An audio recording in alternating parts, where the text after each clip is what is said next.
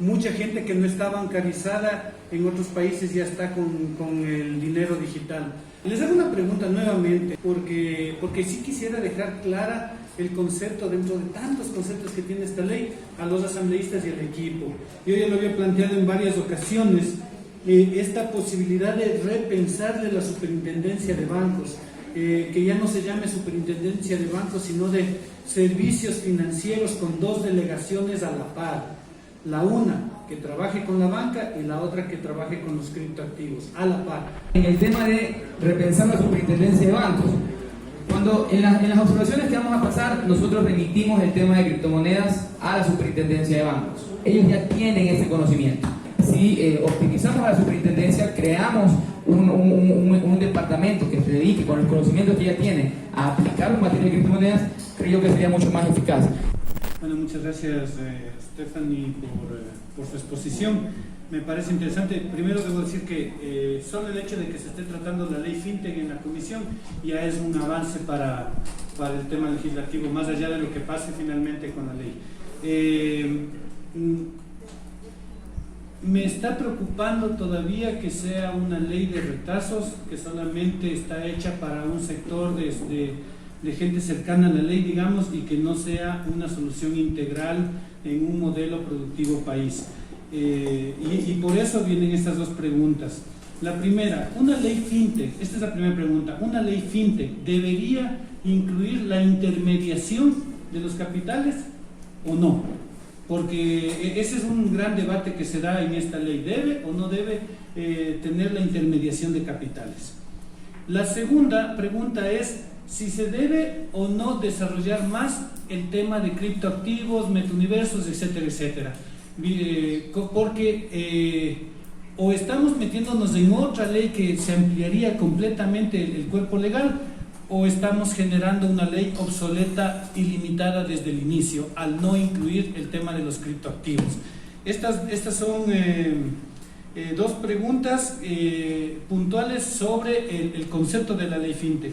Y hay una tercera, si la CAF puede financiar a las FinTech, ¿qué normativa específica, yo le agradecería nos haga llegar, ya normativa específica requerirían para que se pueda dar de manera simple y acelerada este financiamiento a las FinTech? Finalmente, no sé si es que tiene conocimiento sobre cómo está estructurada la ley de inversiones que ha presentado el presidente Lasso, pero ahí hay una parte que habla sobre temas de alianzas público-privadas, temas relacionados a zonas francas, que a mí me llama mucho la atención la posibilidad de construir una zona franca tecnológica anclada a temas de criptoactivos en algún lugar del país, ojalá fuera en mi ciudad. Pero sí quisiera entender qué debería tener esta ley de inversiones en relación también a esta ley FinTech, para poder conectar las dos y que se pueda desarrollar este tipo de emprendimientos. Eso nomás es, gracias. El señor que estaba de manera virtual decía que mucha gente que no está bancarizada en otros países ya está con el dinero digital.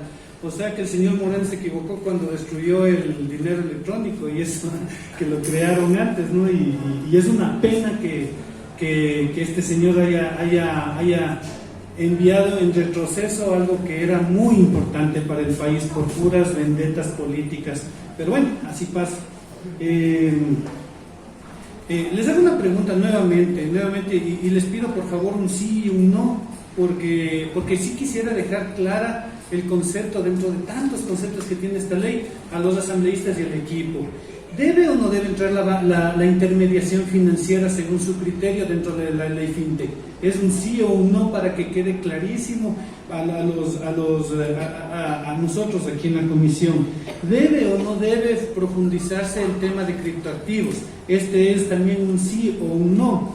Esas eran dos preguntas que finalmente no entendí bien la respuesta al inicio. Viene una tercera pregunta. Yo ya lo había planteado en varias ocasiones. Esta posibilidad de repensarle la superintendencia de bancos, que ya no se llame superintendencia de bancos, sino de servicios financieros con dos delegaciones a la par. La una que trabaje con la banca y la otra que trabaje con los criptoactivos, a la par. porque o le subordinamos a los criptoactivos a la banca o le ponemos en el mismo nivel paralelo y separado, ¿no? O sea, y esto es importante también entenderlo, porque, y les agradecería, es una respuesta más larga que un sí o un no, y les agradecería que lo incluyan en las observaciones y que me la hagan llegar para poder presionar sobre estos temas. Las sandbox a mí me suenan a la cuna de los Don NASA virtuales, o sea, así me suena, ¿no? Entonces, sí es importante que lo que decían hace un rato, el regular la existencia de un sandbox probablemente es la desregularización total y absoluta por un añito, ¿no? Entonces, ahí es la cuna de los Don NASA. Así es que eso también creo que sería bueno, les agradecería mucho que lo comenten. Me gustaría también, bueno, tenía una pregunta, solo voy a dejarlo así en duda. ¿Qué porcentaje de las fintechs se han mantenido ya estables? Porque los emprendimientos sabemos que 4 de cada 5 desaparecen en menos de 5 años. Ese es un dato, digamos, bastante vulgar y común, se lo conoce. ¿Qué pasa con las fintech en ese sentido? ¿Cómo evitar? Otra pregunta que es fundamental para mí, al menos, en el tema de criptoactivos y fintech, ¿cómo evitar la fuga de capitales y el blanqueamiento de capitales? ¿No? Estas dos cosas también son claves en un tema de fintech, más aún cuando la ley permitiría temas como casinos, ¿no? Virtuales, que el país prohíbe los casinos físicos, pero está abierto y los casinos virtuales están funcionando absolutamente en el país.